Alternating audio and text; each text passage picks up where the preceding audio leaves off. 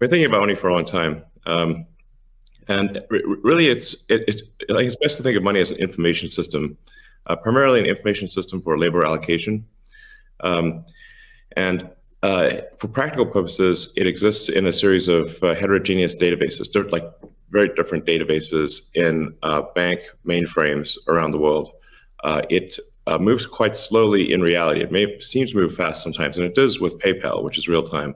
But the vast majority of the systems out there are batch processing. So the actual reconciliation may take 1 to 5 business days, sometimes longer. And you have the ACH system, which is ancient and still in operation, which is allows transfers effectively like a check would be an ACH transfer, but it's not secure. And you've got the credit card systems, which are also not secure. It would be like handing your username and password to a stranger in a restaurant if you buy a meal. So there's definitely an opportunity for something that is better from an information theory standpoint. So and there you can think of it like data on a network. I think is the way to view it. What has the most throughput? What has the least error? What drops the fewest packets? Fraud, for example, being a source of error. And government interference in currencies being a source of error.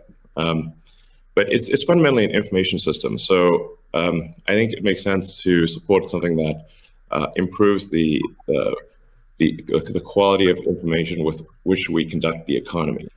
And Bitcoin is a candidate for that. It does, I think, some things well, and it's obviously it's evolving, and there are additional things like Lightning being done on top of Bitcoin. But Bitcoin per se is mostly solving for scarcity, or rather solving for essentially having no throat to choke, decentralized. So there's no one who can be coerced in any way to empty their Bitcoin account. Well, I guess they could technically, but on an individual basis, but the system as a whole cannot.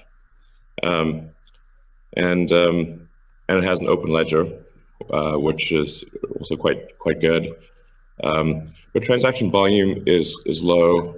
Transaction cost is high, and usability for the average person is not yet very good. But it has a lot of potential. And I should say that, like, I'm not, and I apologize for taking a long time, but there certainly is a lot to say. In general, I'm a supporter of Bitcoin and the idea of cryptocurrency in general. But as I've said publicly, we do need to watch out for crypto taking, especially Bitcoin, using proof of work to maybe use energy that's maybe a bit too much and not necessarily good for the environment. So, but on balance, I support Bitcoin, and I'm not an investor. The only publicly traded stock I own is Tesla, and the only significant thing I own outside of Tesla is my SpaceX stock that